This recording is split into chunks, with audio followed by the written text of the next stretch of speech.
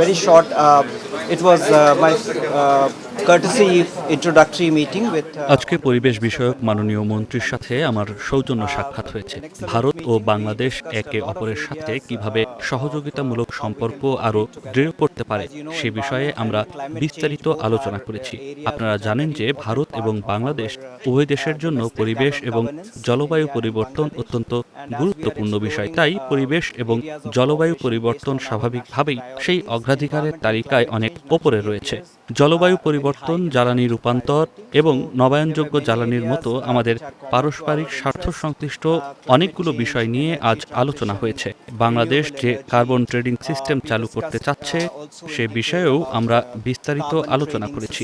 আমরা বন সংরক্ষণ, বন্য প্রাণী এবং আন্তর্জাতিক বিভিন্ন উদ্যোগের ক্ষেত্রে কিভাবে একসাথে কাজ করতে পারি তা নিয়ে আলোচনা করেছি। এছাড়াও আমরা বিগ ক্যাট অ্যালায়েন্সের পূর্ণ সদস্য হওয়ার জন্য বাংলাদেশকে আমন্ত্রণ জানিয়েছি। নবায়নযোগ্য জ্বালানির বিষয়ে আমি মাননীয় মন্ত্রীকে জানিয়েছি যে আমরা এ খাতে কি করছি। এক্ষেত্রে আমেরিকার মতো ভারতেও বেশ বড় লক্ষ্যমাত্রা রয়েছে। ভারত ইতিমধ্যে নবায়নযোগ্য জ্বালানি এবং জীবাশ্ম জ্বালানিবিহীন শক্তি পোর্টফোলিওতে অনেক ক্ষেত্রে সাফল্য অর্জন করেছে।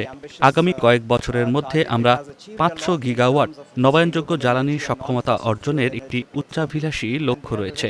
এই সক্ষমতা অর্জনের জন্য আমরা কী ধরনের প্রাতিষ্ঠানিক কাঠামো তৈরি করছি সেই অভিজ্ঞতা আমি বিস্তারিত জানিয়েছি।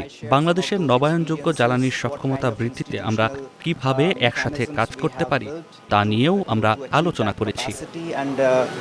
How we can work together in the renewable energy capacity building for Bangladesh.